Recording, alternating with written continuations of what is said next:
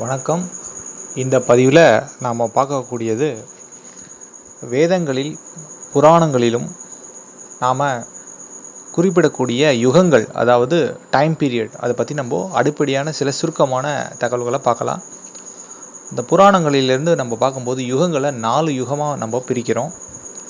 முதல்ல பார்த்திங்கன்னா கிருத யுகம், ரெண்டாவது திரேத யுகம், மூன்றாவது துவாபர யுகம், நாலாவது கலியுகம்.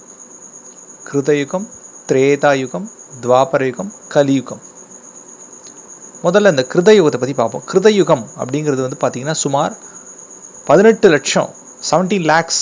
அதோடைய டைம் பீரியட் பார்த்திங்கன்னா 17 lakhs அப்ராக்சிமேட்டாக நான் சொல்கிறேன். 17 lakhs. இதில் பார்த்திங்கன்னா மக்கள் எப்படி இருப்பாங்க அப்படின்னு கேட்டிங்கன்னா, மக்கள் அனைவரும் அறநெறியுடனும் தர்ம சிந்தனையுடனும் வாழ்வார்கள்.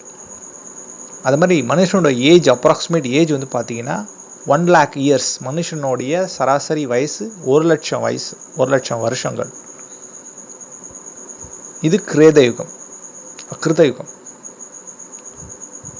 அடுத்தது பார்த்திங்கன்னா திரேதாயுகம். இந்த திரேதாயுகத்தில் அதோடைய காலம் பார்த்திங்கன்னா சுமார் 12 lakhs, 12 லட்சம் வருஷங்கள். சுமாராக 12 லட்சத்துலேருந்து 13 லட்சம் வரைக்கும் இந்த திரேதாயுகம் இருக்கும். இதில் மக்கள் 4ல் 3 பேர் தர்ம சிந்தனையுடனும் அறநெறியுடனும் வாழ்வார்கள். மனுஷனோட உயரம் பார்த்திங்கன்னா 8 அடி 8 feet அப்ராக்சிமேட் ஹைட் இருக்கும். மனுஷனோட ஏஜ் ஃபேக்டர் பார்த்திங்கன்னா ஏஜ் 10,000 years, 10,000 வருஷம் மனுஷனோட வயசு. இது திரேதாயுகம். அடுத்தது துவாபர யுகம். இந்த துவாபர யுகத்தில் இதோடைய டைம் பீரியட் பார்த்திங்கன்னா 8 lakhs, அப்ராக்சிமேட் 8 to 8.5 lakhs வரைக்கும் இந்த துவாபர யுகத்துடைய பீரியட் இருக்கும். இதில் பார்த்திங்கன்னா 50% மக்கள், பாதிக்கு பாதி, 100க்கு பாதி பேர் பார்த்திங்கன்னா தர்ம சிந்தனையுடனும் அறநெறியுடனும் வாழ்வார்கள். மிச்சம் பாதி பேர் அதுக்கு ஆப்போசிட்டாக இருப்பாங்க. இதில் பார்த்திங்கன்னா மனுஷனுடைய வயசு தோராயமாக 1000 வருஷம், 1000 years. அதே மாதிரி அடுத்த யுகம் கலியுகம். கலியுகத்துடைய காலம் பார்த்திங்கன்னா டோட்டல் ஸ்பேன் பார்த்திங்கன்னா கலியுகம் 4.25 லட்சம் வருஷங்கள், அதாவது 4 lakhs கிட்ட வரும். 4 lakhs, 4.3 lakhs கிட்ட இதோட கலியுகத்துடைய டைம் ஸ்பேன். இதில் பார்த்திங்கன்னா மனுஷனுடைய சராசரி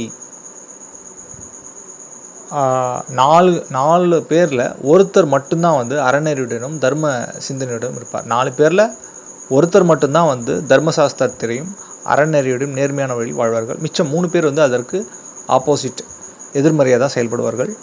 மனுஷனோட உயரம் பார்த்திங்கன்னா சுமார் 6 அடி உயரம். மனுஷனுடைய வயசு தோராயமாக 120 வருஷங்கள். இது 4 யுகத்தை பற்றி நம்ம இப்போ தெரிஞ்சிட்டோம். இந்த 4 யுகமும் சேர்ந்தது ஒரு மகாயுகம். இந்த 4 யுகம் சேர்ந்ததுன்னா ஒரு மகாயுகம். இந்த மாதிரி மகாயுகம் இருக்கு இல்லையா, இது மாதிரி 12 மகாயுகம் சேர்ந்ததுன்னா அதற்கு பேர் ஒரு மன்வந்திரம். ஒரு மன்வந்திரம் என்பது 12 மகாயுகம் சேர்ந்தது. இதே மாதிரி 14 மன்வந்திரம் சேர்ந்தா ஒரு கல்பம். 16 மன்வந்திரம் சேர்ந்தது ஒரு கல்பம். இந்த மாதிரி மொத்தம் எவ்வளோ கல்பம் இருக்குன்னு பார்த்தீங்கன்னா மொத்தம் 30 கல்பம் இருக்குது. அதுக்குள்ளே டீட்டெயில்டாக வரும். அதை நம்ம வேற ஒரு வீடியோவில் பார்க்கலாம். மொத்தம் 30 கல்பம் இருக்குது. 14 மன்வந்திரம் சேர்ந்தது ஒரு கல்பம். இது மாதிரி மொத்தம் எவ்வளோ கல்பம்னா 30 கல்பம் இருக்குது.